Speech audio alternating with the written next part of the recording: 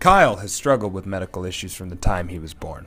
He is plagued with poor feeding issues, severe pain, low muscle tone, seizures, symptoms similar to Parkinson's disease, and developmental delays. All of his life, Kyle has been subjected to multiple medical interventions to include a major stomach surgery and placement of a feeding tube, which he has had for 12 years. He has been diagnosed with a rare metabolic disorder as well as neurogenetic disorder, which has yet to be given an exact name, and continues to require regular genetic testing. Kyle's amazing. He just hasn't let anything take him down. He has an unbelievable spirit. No matter what, he just sees the positive in anything. He always has a smile on his face. He's happy. He just keeps on going. And to him, there are no limitations. He doesn't see himself as having a disability. He sees himself as having a lot of abilities, and he thinks that he can do anything that he wants to do. He's continually researching things. So when he wanted to be a volunteer fireman, there were no obstacles for him.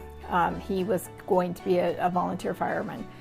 He wanted to be a paraprofessional in the public schools, and so he started contacting the head of the special education department because he did not see any barriers or obstacles to being an employee of the school district. He graduated from the special education program. He was in special ed from the time he was in preschool. And so to him, he didn't see that the Butte School District had never hired someone from the special education program. As soon as he got involved with the football program, he just blossomed because all of a sudden there were lots of kids who knew him. They would talk to him in the hall.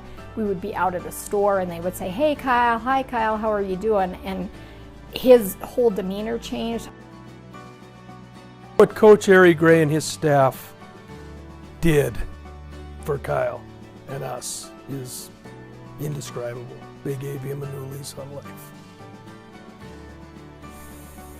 I can't begin to explain, how proud I am of Kyle for the accomplishments that he has been able to achieve. I don't think, truthfully, I didn't give Kyle enough credit. I really thought that his disabilities would truly limit him in life. I feel bad about that. Kyle amazed all of us, surprised all of us, and it's humbling. He's an amazing young man. I really thought that it was very unlikely that Kyle would ever actually become a member of a fire department, even though his enthusiasm and his interest was great. And Kyle researched things and knew everything about it. He probably knew more about the fire service than me or his brothers or a lot of other firefighters did. So that was pretty impressive. It was very motivational to see his interest and his enthusiasm. First of all, I'm the chief of the Boulevard Fire Department, volunteer fire department. I've known Kyle's father for many years in the fire service, and we were talking one day and we were discussing Kyle and asked if he thought that Kyle could be a member of the Boulevard Fire Department, and we agreed that we would give Kyle a try, and it's been good for us all the way along. Kyle's good quality is his good nature. He's a very, very good-natured kid. He gets along very well with the other members of the fire service. And not knowing a whole lot about what Kyle's abilities were or anything else, but Kyle proved to me that his disabilities didn't hamper his abilities. The advice that I'd give kids with disabilities is to work at it. Give it a shot and just work at it. If you fall down, just get right back up and do it again. It feels good to complete all those tasks.